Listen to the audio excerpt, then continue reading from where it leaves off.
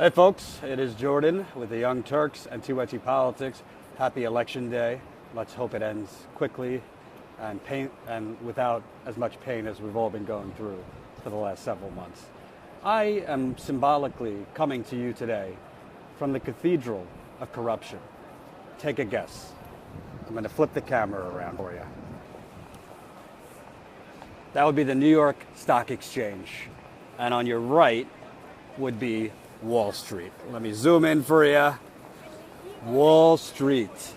So you got Wall Street over there. You got the New York Stock Exchange behind me. The Cathedral of Corruption. You could smell it from a mile away. And I was just a part of the corruption. I went on CNBC this morning on Cheddar, which is kind of their show for millennials and young people. It was actually not a bad thing. We talked about the election, but I thought today and this backdrop would be the perfect location to do my first video of the day, because behind me, to the right, is pretty much everything that is wrong, or one of the biggest things that is wrong with this country, which has led to a domino effect from there of corruption. So back here, and this whole block, and all the people that are connected to this block, and all the corporations that are connected to this block, were a part of the biggest con job in American history, which was the financial crash.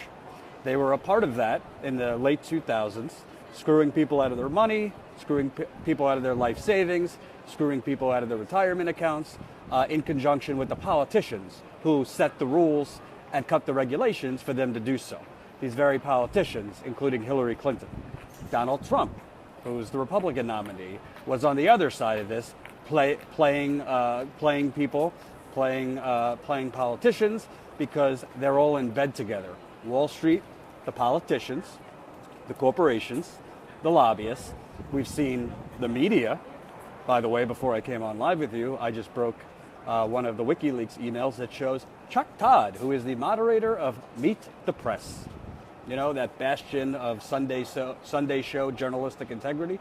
Chuck Todd, at his house, held a party for Jennifer Palmieri, who is the communications director for Hillary Clinton, in September of 2015. What was going on in September of 2015? The Democratic primary. So the moderator of Meet the Press was holding a party for Hillary Clinton's communications director at his house during the Democratic primary. Nothing to see here, right? Why shouldn't they all hang out, drink champagne together, party? Maybe Hillary went on Meet the Press the next day. I mean, this corruption has no bounds. It has no bounds. And people are walking by me, looking at me like, who's this schmuck with a monopod and a camera talking to himself in front of Wall Street? This schmuck. Because you want to know something? Let's be fair. Not everybody. I'll flip it around for those who came late. So obviously the New York Stock Exchange is in front of me. You got Wall Street, the actual street, to my right. Not every single person who works here is part of the problem, okay? Not every single person who works here is trying to screw investors out of their money. Not every single person who works here only cares about themselves and only cares about, I'm going to get mine. And to hell with people in Michigan, to hell with people in Iowa, Wisconsin, West Virginia, Illinois, the list goes on. So not everybody is evil. I don't want to make it black or white. However, let's be real. The majority of them are. And somebody's got to say that. Because just look at this campaign, okay? As of the last update that I saw, the Washington Post has a rolling update on the amount of money that has been raised in this campaign. You know how much Hillary Clinton has raised in this campaign? Take a guess. I want a few comments. How much money do you think Hillary Clinton has raised in this campaign? It's going to boggle your mind. And trust me, it's not all coming from from selling Girl Scout cookies. Okay? I'll give you a few seconds. Some guesses. How much money has Hillary Clinton raised in this campaign? No cheating. You can't look it up. Jose says $1 billion. 10 million. No, a little more than that. I'll give you one more. $1 billion. Okay, we got two for $1 billion, $5 billion. $1.3 billion has been raised by Hillary Clinton's campaign and the super PACs that support her. $1.3 billion. That's an obscene amount of money that has been raised for this election.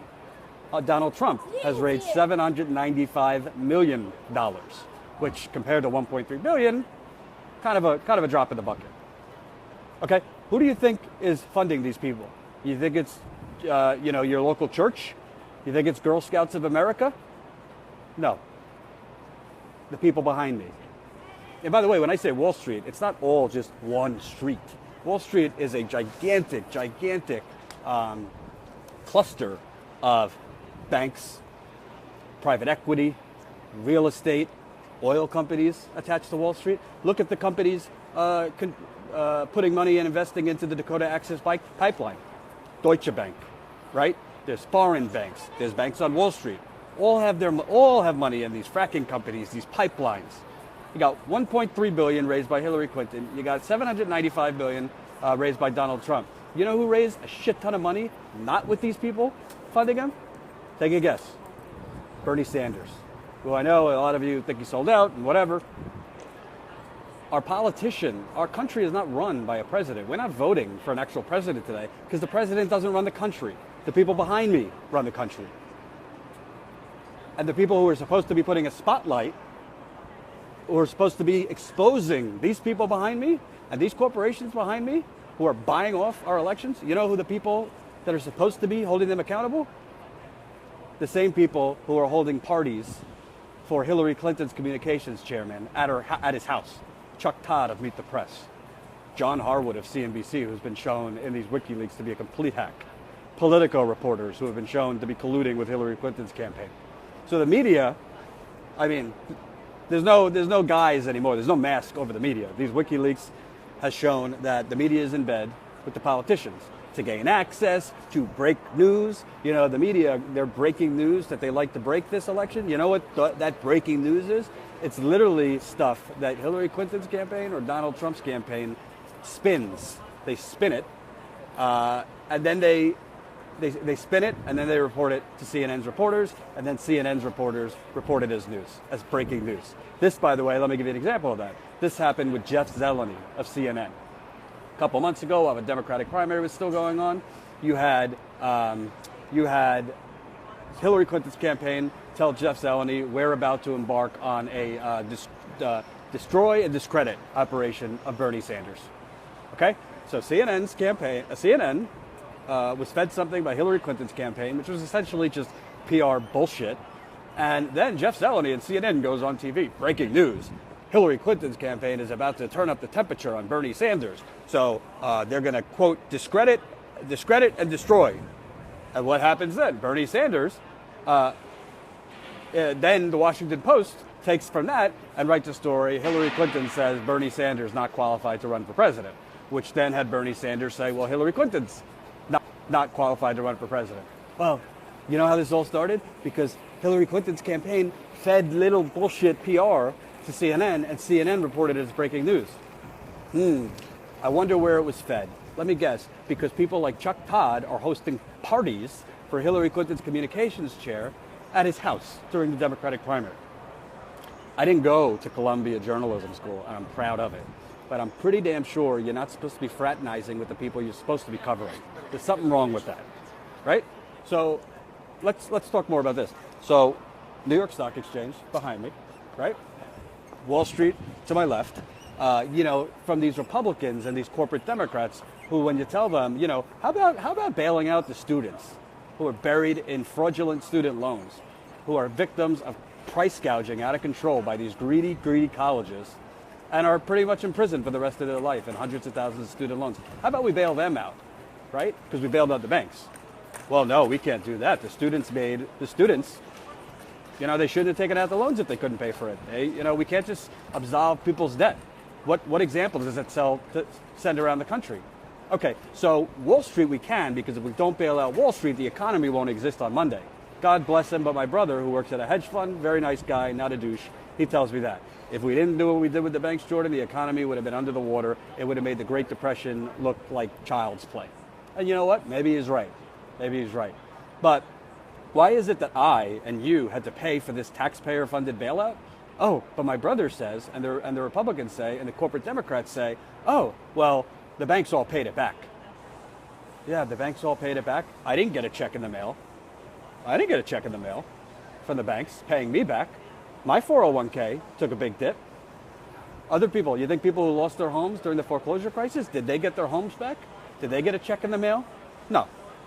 But these people behind me, they're still doing the same shit. Do you think Dodd-Frank is actually a regulation that stops banks from doing fraudulent behavior? Look at what just happened with Wells Fargo. They were milking investors out of money. Wall Street, this is the wild, wild west. It's not even Wall Street, it's the wild, wild west, where the bankers, the corporations, are allowed to do whatever the fuck they want because they keep the politicians who are supposed to regulate them in power. It's very simple. It's bribery, it's extortion, and it's wrong. So for those who say, oh, Jordan, you're not a reporter, you're just a commentator, you're a Bernie bro, masquerading. No. What I'm doing is reporting you the truth. But the mainstream media will not report because their parent companies love the banks because it's all one giant cocktail party. It's all one giant circle jerk. And the Young Turks has been talking about this for years. So, and it's funny because as I do this, I have people with suits working in Wall Street looking at me like I have 7 eyes. So, whatever. I don't really care if they like me or not. But there's another element to this, right? There's another element to this. When you have in Washington, D.C., and when you have in the mainstream media, on television sets, people writing columns for the New York Times, when you generally have older, wealthy people as your media or as your politicians, they're numb to the fact that this is wrong. They're numb to the fact that this is not the way a country should operate, morally, ethically, or economically. They're numb to it because they've been in the game for so long. You don't have CNN having people like me on who are fairly young, not bought off, not corrupt, who actually see a problem with Sunday show hosts having parties at their house for political campaigns. They're numb to all this. So when I report on WikiLeaks and I constantly get back, oh, breaking news, politicians acting as politicians. When I get back from the media, oh, this is standard practice. It's because they're all numb to it because there's no diversity. You don't have low-income people as TV news anchors. You don't have low-income people writing New York Times columns and New York Times reports. You have people that are in the cocktail circuit and are partying with the elites in New York, in DC, in Los Angeles, in Chicago. These people are not on the ground with actual people, or dare I say, borrow a term from Sarah Palin, real America. I'm on the ground with real America. That's where I like to be. I was just across the country with Emma for a disappearing middle class tour. If you haven't watched our videos, the playlist is up on TYT Politics. I spoke with actual people who are working 2 to 3 jobs, who are buried in hundreds of thousands of dollars in student loans. I talked to a person who literally is supporting a family of 4. Herself, the mother, her disabled husband, and 2 kids off of $140 a week. Some of us blow up $140 going out to a nightclub. This is $140 a week. I talk to people who literally have been can't get a full-time job for 8 years because they're too old, or companies have learned to do more with less, right? Or the job they can get, they can't afford, they can't pay the bills. Whereas these people get to do whatever the hell they want, unregulated, no laws. They can milk people out of millions of dollars, and they pay a fine. They pay a fine. Can you name off the top of your head 5 or 6 high-profile bankers that went to prison? I can't. But you know what I can name off the top of my head? Hillary Clinton giving them BJs, figuratively. I don't want to start a rumor that she gave them BJs.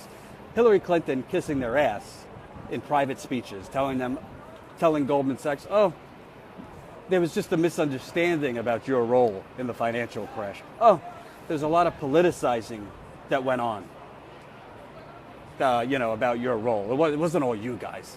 Just a misunderstanding, politicization. We all have to work together. The best people to regulate their industries are the people who work in the industries. This is the stuff that came out of the mouth of, I'm sorry to tell you guys, the likely president of the United States as of tomorrow. That's the way it's looking. And I'll get to that in a separate video later. So behind closed doors, her private position is, bankers, I love you. You never have to worry with me around. You know, I'll tell the public, I told you to cut it out. But in private, you know who I'm with. You know where I stand. You know my husband cut derivatives for you guys. You know my husband repealed Glass-Steagall, which is basically why we got into the mess we're in, among other things. You know I'm not going to hike taxes on capital gains taxes, carried interest loophole. You know, maybe around the edges, but it's not serious. There's no threat coming. You know, Paul Revere's not coming. The British are not coming. I'm here for you. And Donald Trump, let's be real too. He could be a populist. Oh, make America great, the rigged system. He's as corrupt as the rest of them. I just don't report on it because is that surprising to you that Donald Trump is in bed with these people too? Is it? I don't think that's breaking news. So when I'm in North Dakota for the third time for a week with people who have had their land stolen for years by the government, with people whose land is being literally dug up where their ancestors are buried by an oil company funded by a lot of the banks who are a part of Wall Street. There's something wrong with that. There's something wrong with that. Okay? And I'm not the morality police. I'm not always right. But at a certain point, when do you have enough money? Huh? When do you have enough money? When is it okay for other people to have some success too? When is it okay that, you know what, maybe I'll have one yacht this year. You know, maybe I'll just get a smaller boat. You know, when is it okay that maybe instead of, you know, giving to charity to make myself look like, you know, and I'm not against giving to charity, but maybe I'll fight for average people. There's this great group called Patriotic Millionaires. Millionaires, very successmal people, many of them from Wall Street, who have some morals, who have some ethics, who say, you know what, this country should not be an oligarchy. This country should not have all the wealth going to the people behind me and the people connected to them. That all the wealth should not be going to the politicians. But that's a very, very rare breed. Jordan, please look into MMT, Modern Monetary Theory. I will. But forget the morals for a second. Let's look at American history, folks. Take a guess what the most successful 2 decades in a row was in American history. I'm going to give you, I'll give you like 30, 45 seconds. Tell me, what was the most successful 2 decades in a row economically in American history?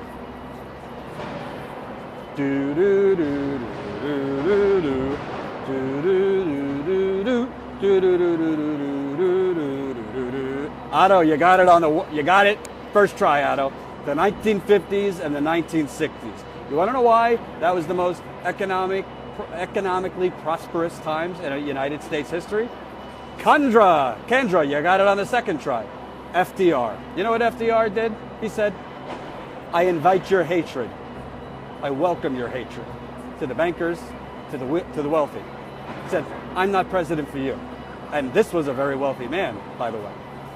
He said, I'm going to raise taxes on wealthy people. He said, Wall Street's not going to run amok. He said, I'm going to set laws that strengthen unions. He said, I'm going to strengthen environmental laws. I'm going to strengthen union laws.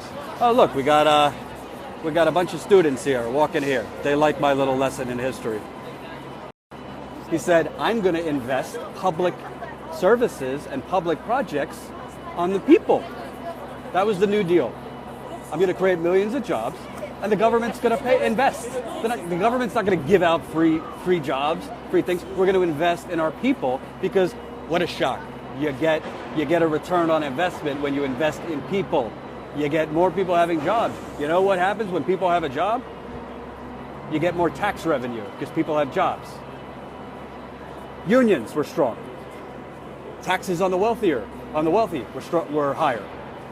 The average CEO did not make 250 times his employee that they make today. They made 15% more, 20% more. And by the way, I'm not against, nobody at the Young Turks or me is against, if you work hard in America, you should be able to make as much as you want. Okay? Totally fine. I don't personally think money makes you happy. I'd like to be comfortable, but I don't need to be a billionaire. But when the system is rigged so you can have as much as you want, so the people behind me can have as much as they want, and platitudes are thrown out to make you think that you can, when in reality you can't, that's not a democracy. That's what we call a con job. Okay? So unions were very strong, collective bargaining laws were very strong, environmental protections were in place. There were laws prohibiting outside corporations having undue influence in elections, which slowly started to unravel in the 1970s. Okay, so it's not a coincidence. It's not a coincidence that the 1950s and the 1960s had the most equitable time in American history in terms of, we talk about income inequality, the 1950s and 60s were the most economically equal time in American history. Now let me ask you a question. 30, 45 seconds again. Tell me when the income inequality start. The income inequality chart that you see, you know, the year that it started where all the money started going to the top 1%, what year did that start? I'll give you a hint. It started after 1970. What year did the income inequality start funneling all the way to the top, where the money started funneling? 30 to 45 seconds. If you have a year, I'm giving you a cookie. Do do do do do do do do do do do do do do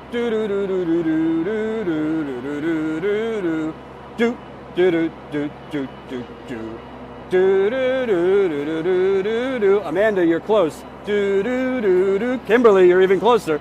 Do do do do do do do do do do do.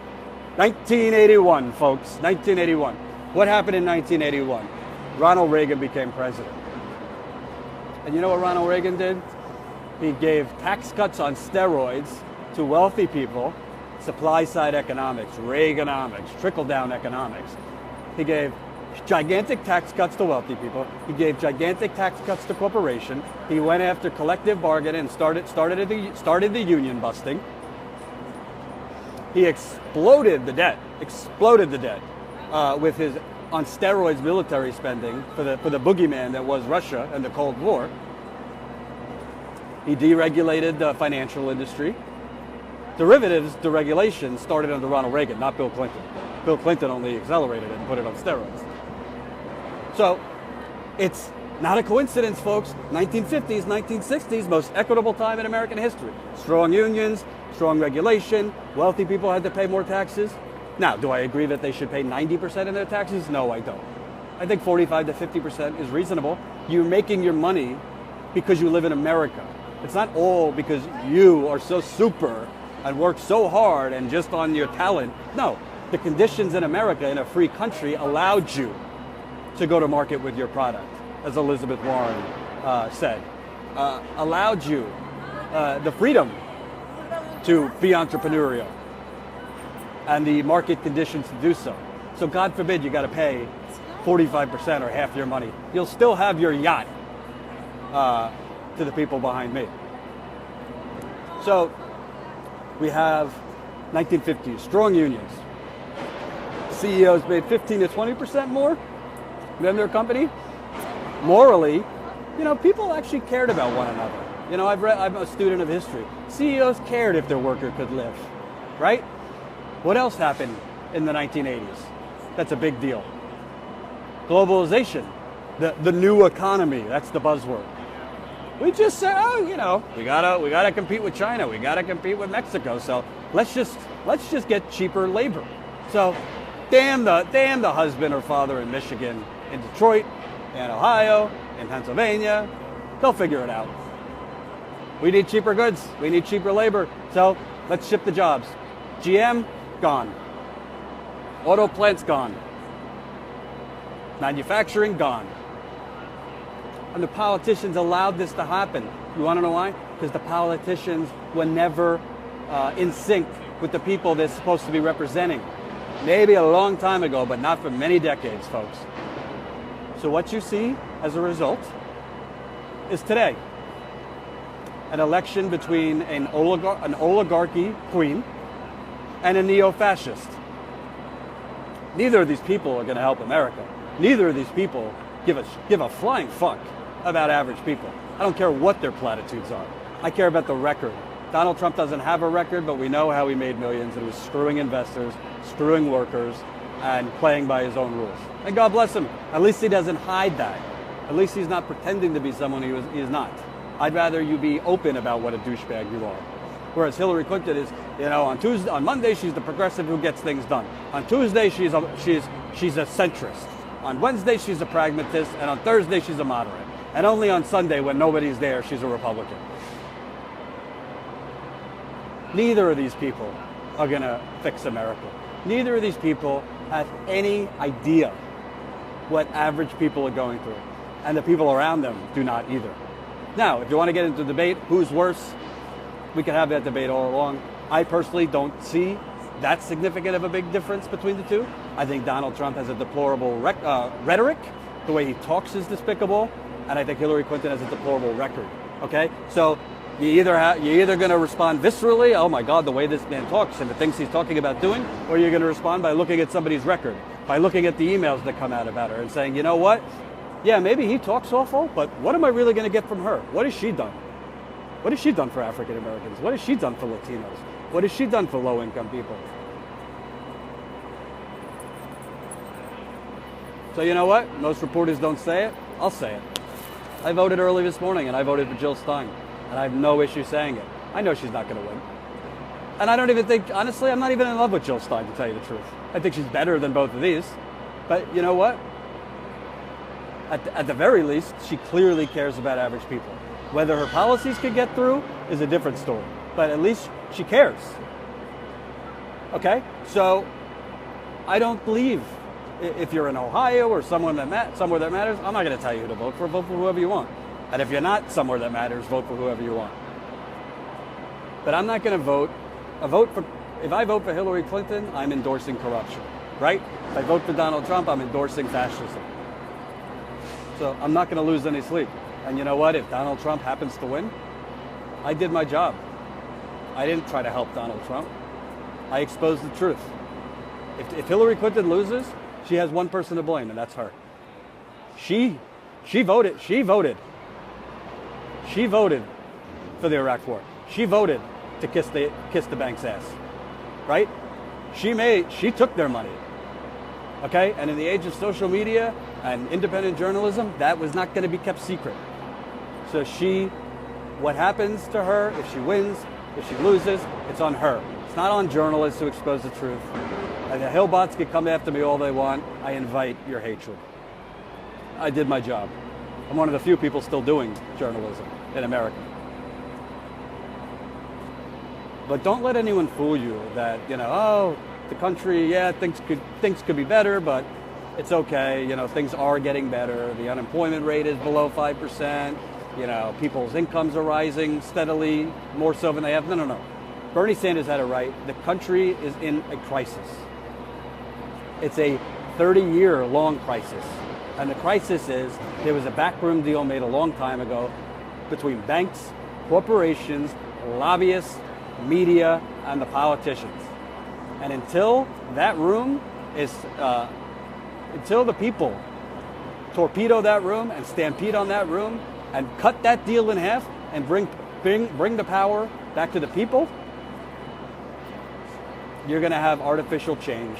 And you're going to have platitudes of stronger together, of make America great, when they go low, we go high, and all this.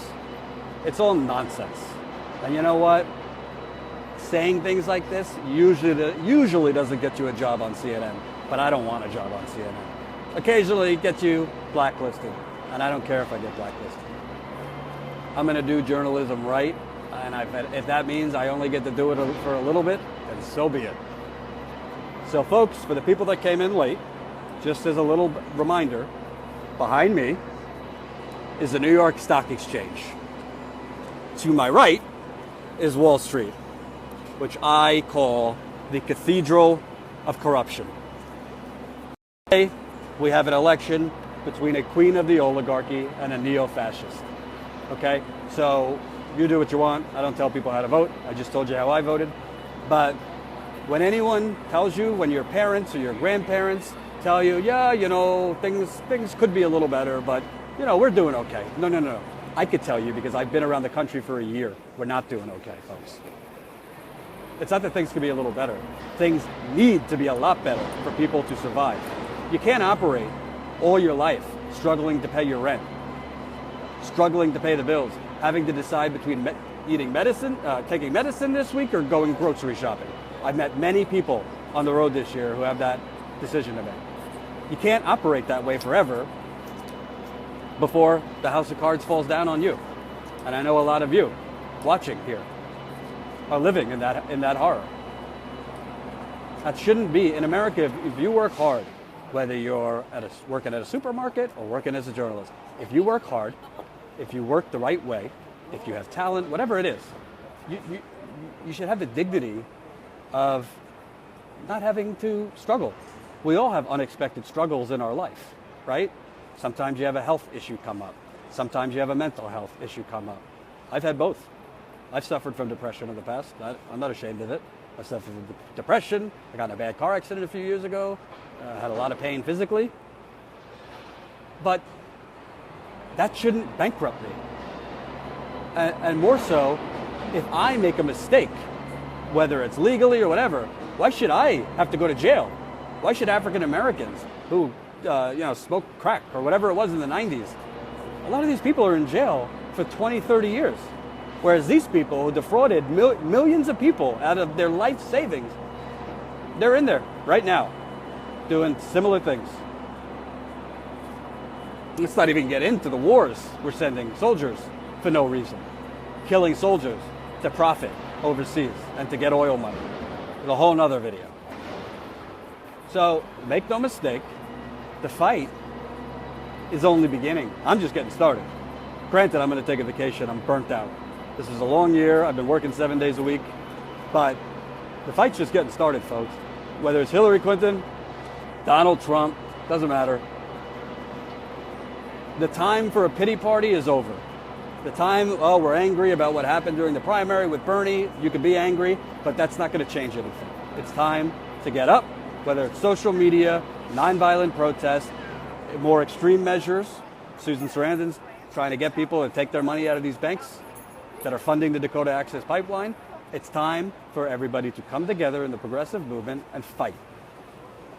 Hillary Clinton, she plays the fight song by Katy Perry, which is the most cheesy thing in the world, and I know some of you like it. It has a good tune to it.